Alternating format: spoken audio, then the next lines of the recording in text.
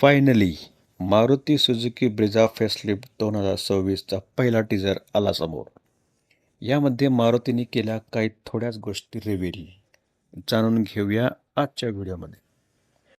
Teaser जरी फक्त 10 सेकंदाचा असला तरी यामध्ये काही महत्त्वाचे बदल आपल्याला दिसून येत आहेत.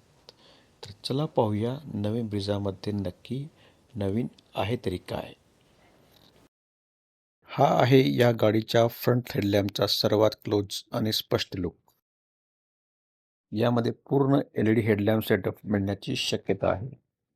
वरच्या बाजूला हलका क्रोम फिनिश देण्यात आला आहे, तर त्याच्या खाली रेड ॲक्सेंट पाहायला मिळतो.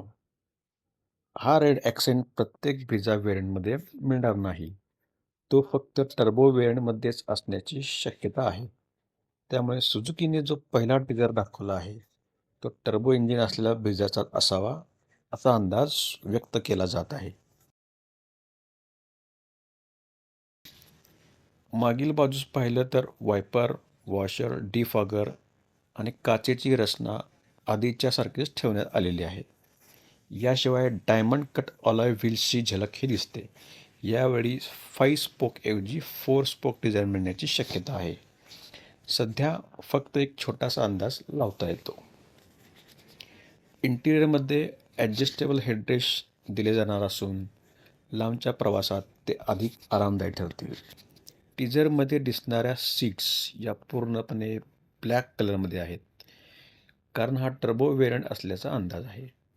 तर स्टँडर्ड ब्रिझामध्ये ब्लॅक आणि व्हाईट ड्युअल टोन इंटिरियर मिळण्याची शक्यता आहे, किंवा full black interior with brown कॉम्बिनेशनसुद्धा असू शकते.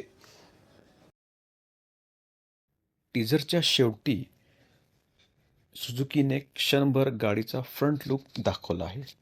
तो पूर्णपणे स्पष्ट नसला तरी फॉग लॅम्पची पोझिशन थोडी वरच्या बाजूला असल्याचे यामध्ये आपल्याला दिसते, जसं की आपण आत्ता सध्या विक्टोरिसमध्ये पाहतो. सध्या बुकिंग सुरू झाले आहे. बुकिंग रक्कम आहे ₹11,000. तर तुम्ही सुद्धा नवीन ब्रिझा घेण्याचा विचार करत असाल तर आत्ताच तुमच्या आवडीचे व्हेरियंट बुक करा. तुम्हाला नवीन ब्रिझाचा हा पहिला लुक कसा वाटला? हा अपडेट आवडला असेल तर व्हिडिओला लाईक करा. कमेंट करून तुमचे मत नक्की सांगा आणि मारुती सुझुकीच्या अशा अपडेट्ससाठी आपल्या चॅनलला सबस्क्राईब करायला विसरू नका. धन्यवाद. भेटूया पुढच्या व्हिडिओमध्ये आणखी नवीन माहितीसह.